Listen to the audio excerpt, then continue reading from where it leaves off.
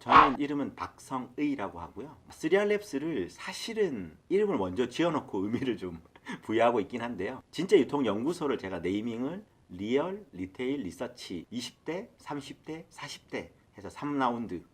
스포츠 경기 보시는 분들은 알겠지만 토너먼트에 사실 4라운드가 결승전이고 3라운드가 보통 준결승전이거든요. 그래도 아직까지 완전 결승은 아니어서 그런 복합적인 의미로 3R랩스라고 지었습니다.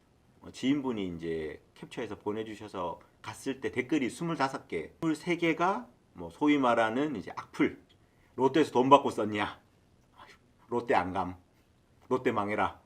네이버에 도대체 무슨 기준으로 글을 올리는데 이딴 글이 올라가? 충분히 고객들 입장에서는 그렇게 생각할 수 있는 거고, 저도 약간의 이제 가정, 롯데가 통합 구매를 한다면, 그리고 하나의 커머스 사이트로 간다면 기준으로 쓴 거라서 약간의 가정법이 들어간 거고요. 실제로 롯데가 가지고 있는 잠재력에 대해서 많은 분들이 좀 그냥 받아들이고 싶지 않은 삐 처리가 될지 모르겠 쪽발이 기업 그냥 물러가라. 롯데는 그냥 싫다. 라는 개념이 더 많아서 피할 수 없어서 싫은 거라고 생각하는 게 있거든요. 롯데들이 그 리소스, 자본력을 합친다고 하면 당연히 큰 위협이 되지 않을까라는 측면에서 아무리 좋은 서비스를 낸다고 해도 고객이 외면하면 그 서비스는 어차피 안 먹히는 거거든요. 신세계 부회장 쪽에서 약 대략 한 1.7조, 쿠팡이 2.3조 투자받았고 롯데 신부회장이 이번에 이제 다시 나오면서 전체 50조 중에 유통에 15조, 이커머스에만 3조 모두가 이제 실탄 자본을 가지고 나왔단 말이죠. 신규 자금이라는 게 투입이 된다고 하면 아무리 뭐 이커머스가 100조 시장이라고 하더라도 그 10%만큼의 임팩트가 들어왔을 때 중하위 업체들 계속 적자에 허덕이는 중하위 업체들이 계속 이걸 우리가 갖고 가야 되나? 라는 의사결정을 해야 되지 않을까. 그 중에 탑픽으로 뽑는 게 롯데, 네이버, 쿠팡 이 순서대로고요. 이커머스가 강해지면서 네이버의 힘이 점점점 더 커지는 거죠. 개별 플랫폼에서 고객들이 구매를 하지만 결국에는 최저가 비교는 네이버를 통해서 하는 게 제일 쉬운 거고 25%, 30%가 네이버 검색을 통해서 결제가 이루어지거든요. 결제가 30%면 트래픽은 훨씬 많다는 거예요. 그리고 네이버가 공식적으로 이제 우리 커머스 할 거예요. 라고 했단 말이죠. 쿠팡은 뭐니 해도 유례가 없던 업태인 거죠. 쿠팡맨이라는 말도 안 되는 거. 30만 명의 대기 수요가 발생하고 있고 점차로 택배에 대한 불만도 커지지만 비용도 높아지고 있습니다. 쿠팡이 저 현재 시스템을 더 고도화하고 물류망을 확실히 갖춘다고 하면 그냥 셀러 입장에서는 택배랑 실갱이 하느니 그냥 쿠팡 입점해서 대량 팔아버리는 게 더 낫지. 그래서 3개 정도 관심 갖고 있습니다. 네이버가 시장을 먹을 수도 있다고 봅니다. 저는 미국 기준으로 그냥 검색은 구글에서 하는데 상품 검색은 아마존에서 한다.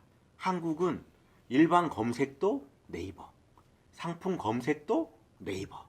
근데 네이버는 자사 컨텐츠 우선 노출 상위에 뭐 10페이지, 100페이지 검색 페이지 중에 10페이지가 네이버 상품이 나온다고 하면 네이버 상품이 확실히 많이 팔릴 수 있죠. 업태로 보면 소셜 커머스보다는 오픈마켓이 업태상으로 법적 지위상 유리하고요. 그래서 쿠팡도 오픈마켓 지위를 득하고 있는 거고 이제 온라인 같은 경우에는 다 똑같은 플랫폼을 뭐 쓰고 있기 때문에 헤더를 가리면 이게 쿠팡인지 11번가인지 롯데닷컴인지 SSG인지 알기 어렵단 말이죠. 그래서 그런 업태로 온라인을 사실은 구분하기는 어려울 것 같고요. 크게 봤을 때 기존 유통 3사 롯데, 현대, 신세계 그리고 오픈마켓과 소셜이 각자 싸울 텐데 아까 앞에 말씀드린 것처럼 그 중간에 껴있는 업체들이 1차로 이탈하지 않을까.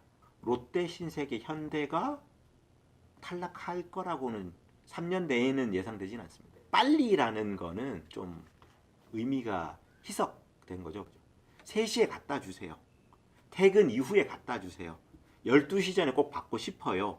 실제로 빨리 갖다 주는 것보다 제때 갖다 주는 게 훨씬 어려워요. 새벽 배송, 왜 다 새벽 배송하냐? 새벽에는 차가 안 밀리거든요.